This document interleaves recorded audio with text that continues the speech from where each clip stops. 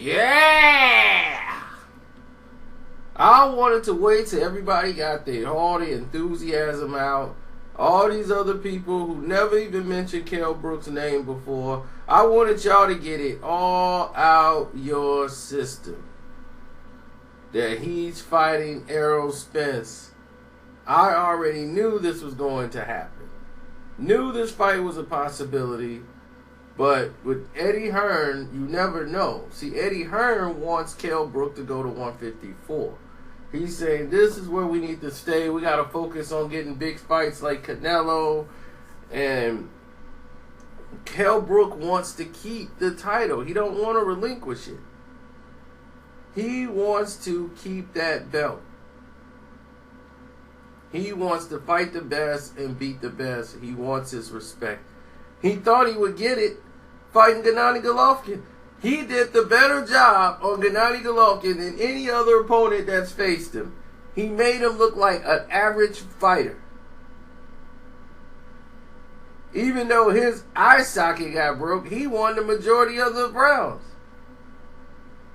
So they're going to have a full announcement coming soon, but they have an agreement on where the fight will take place. It looks like May 20th. One of those dates is going to be it. Might be May 30th, the end of May. But I think they're looking at Sheffield, England, but it's going to be in England. It's overseas. That was one of the main sticking points, but they finally got that approved, and Errol just said, look, man, I'll go overseas. It don't matter. Now, this is the toughest fight in Kell Brook's life and Errol Spence. Errol is an entirely different type of fighter. But also, so is Kell Brook for Errol Spence. Errol has never faced a fighter like Kell Brook. He sparred Floyd and did very well against Floyd. But he still has not faced a person of Kell Brook's stature in this type of environment. And what I mean is, Kell Brook is going to be basically at home, so he should be the favorite if he hadn't opened up as the favorite already. And Kell Brook at home, and the fact that he's very elusive and he's a big welterweight. He's powerful. He's about the size of Errol. Errol's a big welterweight. But Kell, I give the power advantage to. I think he hits a lot harder than Errol. And he's a great counterpuncher, just like Kell Brook is. They use their reflexes a lot. And I'm picking out of this whole thing, it's the hardest thing for me to do because everybody know I love Errol Spence Jr. and Kell Brook. I felt this fight should have probably happened. I think this is happening a year too early. But why not?